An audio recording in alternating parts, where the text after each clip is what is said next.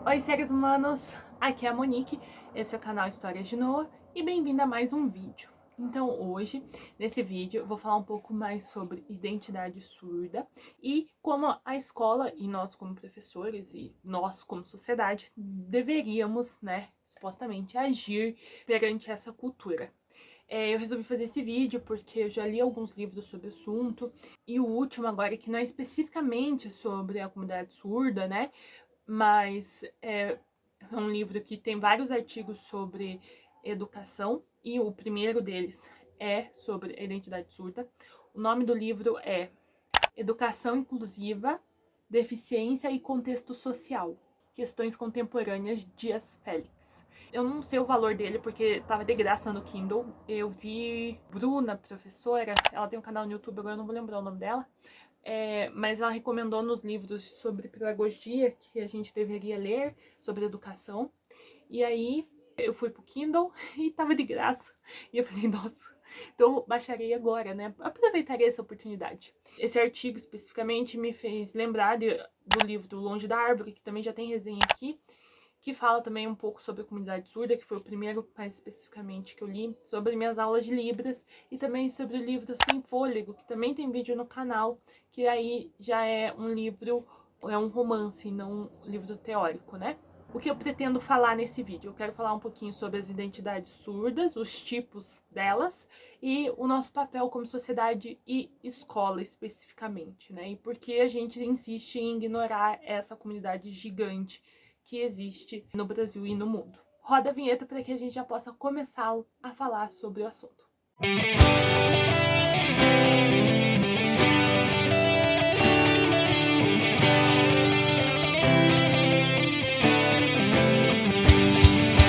Antes de começar o vídeo, lembra de seguir o canal, de deixar seu like e de compartilhar com qualquer pessoa, porque eu acho que esse assunto tem que ser compartilhado com o maior número de pessoas possíveis. Eu vou deixar o link do livro aqui no Kindle, vou ver se tem físico também, vou deixar linkado. Vou deixar o do Sem Fôlego e vou deixar o do Longe da Árvore, também acho livros essenciais para se falar do assunto. Mas o artigo já começa com os dois pés na porta nessa questão, explicitando qual que é o papel da escola, né? Que não é fazer o aluno se adequar à escola. Então, o aluno surdo, ele deve entrar na escola, ou qualquer outro tipo de aluno, e se adequar àquele ambiente. Mas sim a escola se adequar ao aluno, já que a função da escola é educá-los. Então, a gente tem que entender quais são as potencialidades, as dificuldades, e o que eles precisam sair dali aprendendo. E elaborar uma forma para que eles aprendam, né? Que isso não fique só na teoria. É claro que isso é muito mais complexo na prática, mas também o artigo vem falando sobre o fator da gente ignorar essa complexidade e aí deixar só a lei lá escrita, não parar para pensar e refletir e criar novas formas também para se atingir um objetivo realmente eficaz. Normalmente a gente, como sociedade, a gente dita um normal, uma normalidade, e aí os seres humanos têm que alcançar essa normalidade. Então a gente diz que ser ouvinte é normal, então o errado é você ser surdo, como se a pessoa surda escolhesse ser surda e não tivesse nascido assim muitas vezes. A gente vai ver em identidade surda que tem vários casos, né, vários tipos de surdez. Tem a pessoa que fica surda com o tempo também, mas não é uma escolha dela, ela nasceu assim, e isso é uma identidade dela. Ser surda é a identidade dela. Então a gente não pode dizer para uma pessoa surda que ela é menos porque ela não ouve. Isso é muito uma visão de uma sociedade capitalista que dá preço para o ser humano, né, para a capacidade, por quanto ela pode produzir. Então, se ela tem qualquer tipo de problema físico ou mental, ela não vai produzir o quanto a sociedade espera, então ela não vale tanto, então ela vale menos. Então a gente não deve reparar tanto nesse tipo de pessoa e reparar mais no nosso objetivo, no que é a regra, né? Isso a gente chama, gente, de privilégio. Não privilégio por nascer ouvindo, mas privilégio por ser ouvinte numa sociedade que dá destaque e diz que é melhor ser ouvinte. Porque se a gente vivesse numa sociedade que ditasse que ser surdo era o melhor, então a gente não seria privilegiado. Então, esse privilégio é criado pela sociedade, esse melhor, esse mais adequado, é criado pela sociedade. E a gente, como professor e como ser humano, precisamos ver isso, porque eu fui ler, a gente tem Libras até na faculdade, mas é um semestre, e lá no final, tipo, eu fiz 5 anos de letras, literalmente no meu último semestre, 10º semestre. Então, é um semestre só e você tem o básico. O ideal seria que a gente tivesse no primeiro semestre para que a gente conseguisse continuar fazendo e continuar estudando durante a faculdade, para que quando a gente fosse efetivamente para a escola, a gente já fosse habilitado a falar em Libras, para que tivesse professores proficientes em Libras em todas as escolas. E isso não fosse um privilégio de um aluno que teve o privilégio de ou ter dinheiro para pagar uma escola que tenha particular, que tenha um professor que fala Libras, ou que deu sorte de entrar numa escola que tem lá um professor que vai se encarregar dele que fala Libras. Vendo todas essas estruturas, a gente tem que pensar assim, a gente olha para a pessoa com a necessidade e fala para ela, você aprenda a ouvir, sendo que você não pode, então como eles fazem isso? Vocalização, né? Fazer as pessoas falarem mesmo, sem nunca ter ouvido o som, fazem pessoas surdas aprender a vocalizarem e fazem elas aprender a ler lábios, para que elas sejam produtivas no mundo dos ouvintes. Mas não se coloca as pessoas para aprender Libras. Daí a gente fala da escola inclusiva, a gente joga essa criança que não fala, normalmente não fala bem Libras e obviamente não vocaliza bem, já que ela não ouve, então a vocalização dela, por mais que seja muito bem treinada desde a infância, não vai ser tão boa como uma pessoa ouvinte. E aí ela não desenvolve bem nem a Libras e nem a voz, a língua falada, a língua portuguesa. E aí ela não consegue ter essa identidade completa, nem como ouvinte e nem como surda. Então a gente priva essa pessoa de se identificar no mundo, né, de se comunicar principalmente, já que normalmente quando você tem uma criança surda numa sala de aula com pessoas ouvintes, dificilmente essa pessoa ela vai ter um nível grande ou profundo de amizade com os outros alunos, já que é normal ter um distanciamento desse aluno ou as pessoas não falarem tanto com ele, porque vai ter que sentar de frente com a pessoa, vai ter que falar devagar, caso ela leia lábios, senão vai ter que escrever se ela não lê lábios. É um nível de paciência, né, que os privilegiados não estão acostumados a ter. Eles gostam da facilidade de conversar com pessoas que se entendem, de não abdicar do seu privilégio.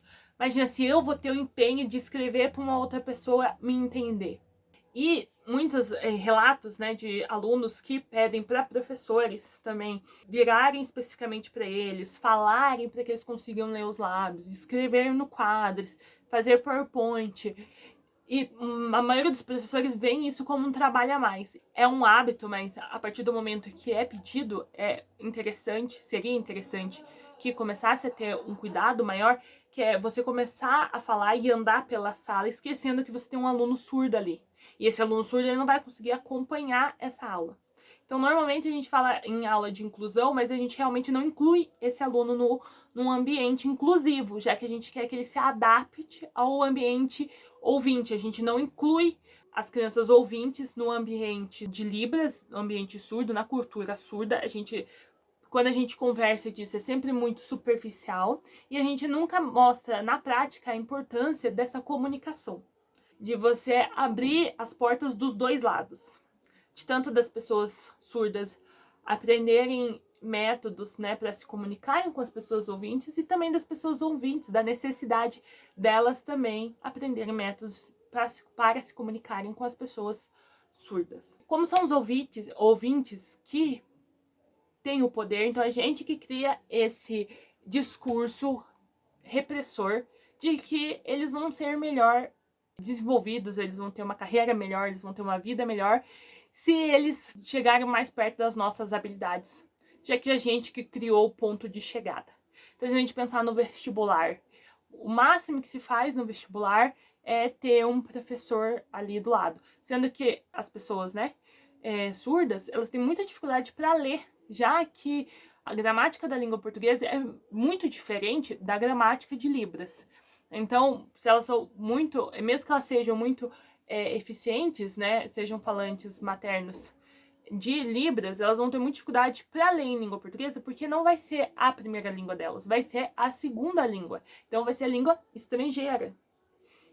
E isso é uma coisa que poucas pessoas sabem. Porque poucas pessoas se interessam em entender, em estudar e buscar saber o que está acontecendo à sua volta, né? Que só porque você tem todas as habilidades, nasceu com todas as habilidades que o mundo diz que você deveria ter nascido, não significa que todas as pessoas estão nesse contexto. Então a gente prefere manter o nosso privilégio que ir atrás de criar um mundo mais justo.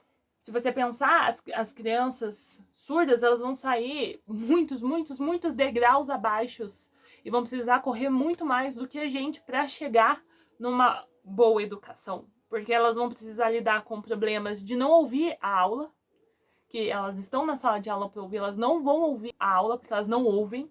Elas vão ter que ler, mas elas têm muita dificuldade para ler. Elas vão precisar produzir som que elas nunca ouviram. E aí elas vão chegar no ambiente de trabalho que elas dificilmente vão ser contratadas por não ouvirem. E como elas têm essa dificuldade para chegar no ambiente acadêmico, principalmente no ambiente universitário, né, para já chegar no ambiente universitário, para conseguir posições de destaque no mercado de trabalho, é muito difícil acontecer mudanças. E as mudanças aconteceram, obviamente, pelas poucas pessoas da comunidade surda que conseguiram chegar nesse ambiente de poder. E aí foram lutar para terem mais, para ter algum tipo de direito e justiça, né, para essa comunidade. Como sempre, né, porque nunca é a pessoa privilegiada que olha para a pessoa que está sendo oprimida e fala: nossa, eu vou me desfazer aqui dos meus privilégios e vou trazer você para ser igual a mim e para que a gente possa construir uma sociedade mais justa. Isso nunca acontece. É sempre as pessoas que estão sendo oprimidas, que cansam de ser oprimidas e tentam lutar e vão aos poucos conseguindo um pouco de equidade, de justiça. Como tudo.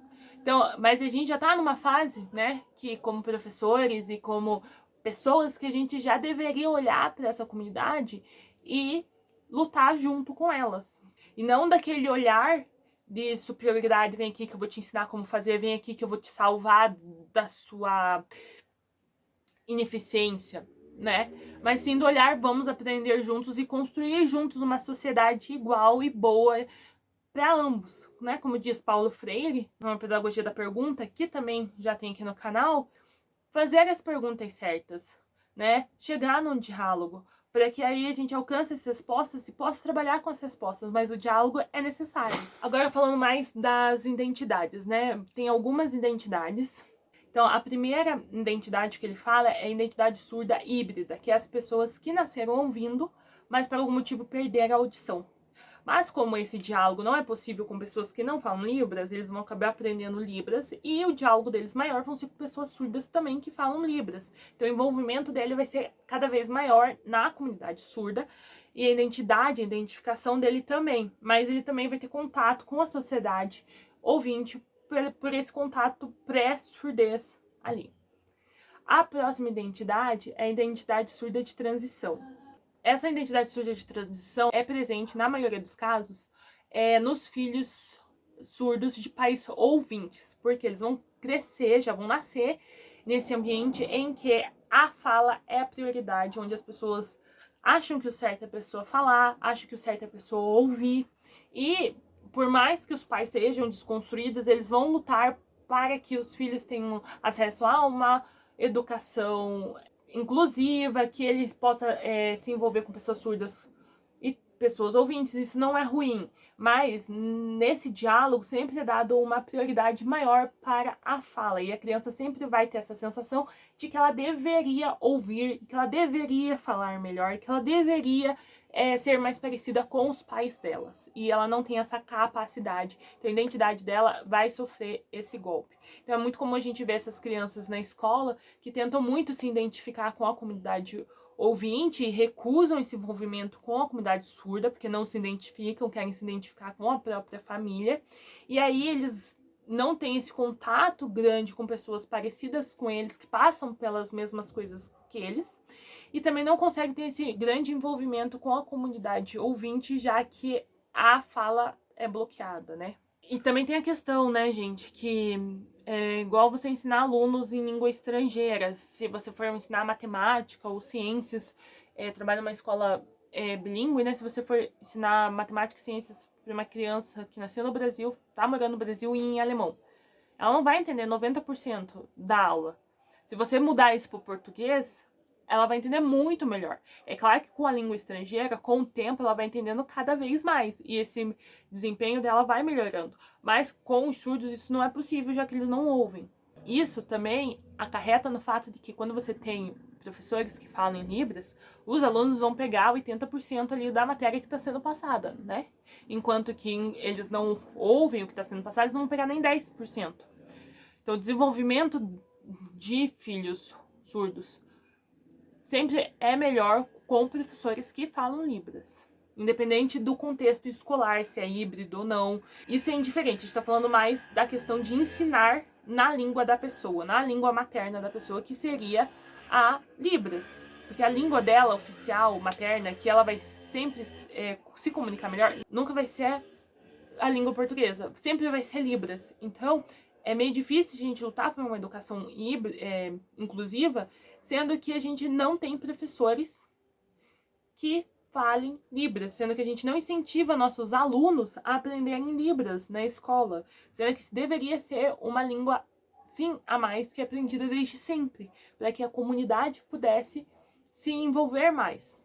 A identidade de surdos flutuantes, que é a terceira, são desses surdos que, por algum motivo, não conseguiram ter uma boa educação em Libras, não tiveram um contato por falta de pessoas na cidade ou de contexto social mesmo com a comunidade surda, e mais por serem surdos e não conseguirem desenvolver a fala, também não têm um contato e nenhum desenvolvimento bom na fala. E aí, elas flutuantes, porque elas ficam flutuando entre essas duas realidades, entre essas duas identidades, elas não se desempenham bem em nenhuma das duas. Então, ele não consegue um emprego bom na comunidade surda, porque ele não fala e não se desenvolve bem em Libras. Ele também não consegue um emprego na comunidade de ouvintes, porque ele não ouve, né? E a vocalização, ou a leitura de lábios, ou a comunicação dele com as pessoas ouvintes que não falam Libras também não é boa. Então a gente vai vendo que, pelo preconceito, pela estigmatização e pela recusa de você ver as necessidades do próximo, a gente cria barreiras muito grandes para essas pessoas se desenvolverem, já que elas não conseguem atingir o mínimo de desenvolvimento e de se reconhecer e de viver em comunidade, de ter um contato social, porque a gente não abre espaços sociais mesmo onde isso possa se realizar. Isso a gente pensa em cidade grande, gente, pensa em cidades pequenas, que não vai ter a possibilidade de abrir uma escola só para crianças surdas. O ideal seria uma escola híbrida, com professores que falassem Libras, com alunos que estivessem dispostos a aprender Libras, onde a comunidade toda se misturasse e se entendesse, se identificasse e conversasse e produzisse e um monte de coisa, mas a realidade está muito distante disso, se a gente for discutir ainda a formação do professor no Brasil. Então a gente tem que perceber que por conta, né, das relações de poder, por muitos anos, séculos, décadas, a gente massacrou essa identidade surda e finge, muitas vezes até hoje, que elas não existem. A gente silencia ela. E no artigo, acho que já pro final ele fala, né, que do jeito que a comunidade enxerga a surdez e a escola enxerga a surdez hoje, faz com que a escola não leve em conta a surdez nos seus projetos pedagógicos, na sua estrutura, na forma como é pensado. Então a inclusão realmente ela não acontece, porque no final a gente sempre valoriza mais a vocalização, a oralização. Então a gente precisa criar condições dignas para a educação das pessoas surdas no Brasil, né, principalmente, né, no mundo, né, mas principalmente no Brasil. E para isso é necessário sim que a gente estude e que essa educação seja dada também para as crianças surdas, da história deles, por que eles são tão estigmatizados, por que a identidade deles não é valorizada, para que eles possam lutar, né, por eles. Porque a gente sabe que por mais que pessoas ouvintes queiram ajudar, elas fazem muito pouco, como qualquer outro tipo de realidade, né, como o movimento gay tá aí para mostrar que LGBTQI+, que a não ser que você seja gay ou tenha alguma relação muito próxima, dificilmente você vai dar cara a tapa para bater realmente e correr atrás dos direitos das pessoas. como o movimento da abolição da escravidão e o movimento negro no Brasil. Foram pessoas negras que realmente cansaram de tanto racismo e foram atrás de conseguir direitos. Agora eu vou dar dicas, já dei, né, dos livros Sem Fôlego, que já tem aqui no canal, que vão ter 2 personagens principais surdos. Então, qualquer coisa, vejam a resenha. É muito lindo o livro, ele é misturado com ilustração e a história. E O Longe da Árvore, que vai ter... ele é dividido em vários capítulos, mas o primeiro são relatos de filhos surdos de pais ouvintes, como isso é difícil para eles construírem a identidade, e todo tipo de merda que eles precisam passar na vida por causa desses obstáculos, como a vida muitas vezes de surdos com pais surdos é muito mais fácil, já que muitos preconceitos e barreiras já foram quebrados pelos próprios pais. A última dica que eu tenho é Deaf You, que tem na Netflix, que em português ficou Além do Som. É um reality show que eles fizeram numa universidade, que a maioria das pessoas lá são surdas ou tem algum problema de audição nos Estados Unidos. E é um reality show, né, gente? Aquela coisa de reality show, de ter uma parte falando com a câmera, outra parte filmando atrás da câmera. Seguem, eu acho que 7 ou 8 jovens no último ano da faculdade. Vai ter lá os romances, as tretas. É bem fútil, mas ao mesmo tempo é muito importante pra gente entender aquele negócio que a Chimamanda fala, que é o perigo da história única, de você ter várias histórias contadas sobre uma mesma cultura. No caso aqui, a cultura surda. De você ver os problemas que eles enfrentam, que eles também têm problemas muito parecidos com os nossos. Eles têm problemas de namoro, de relacionamento, de amizade, de bullying na escola. Aí eles vão ter problemas também na hora de sociais, né, na hora de ir pro bar, de ter que mudar as cadeiras do bar pra ficar um de frente pro outro, para que eles possam se ver fazendo os sinais. E é um ótimo reality para você perceber e se divertir também, ao mesmo tempo que você percebe como uma comunidade tão estruturada ainda é tão ignorada pela maioria da população. Esse foi o vídeo de hoje, gente. Espero que vocês tenham gostado. Espero que isso abra vários pensamentos e várias práticas também na vida de vocês, como professores e como seres humanos. E até a próxima. Tchau!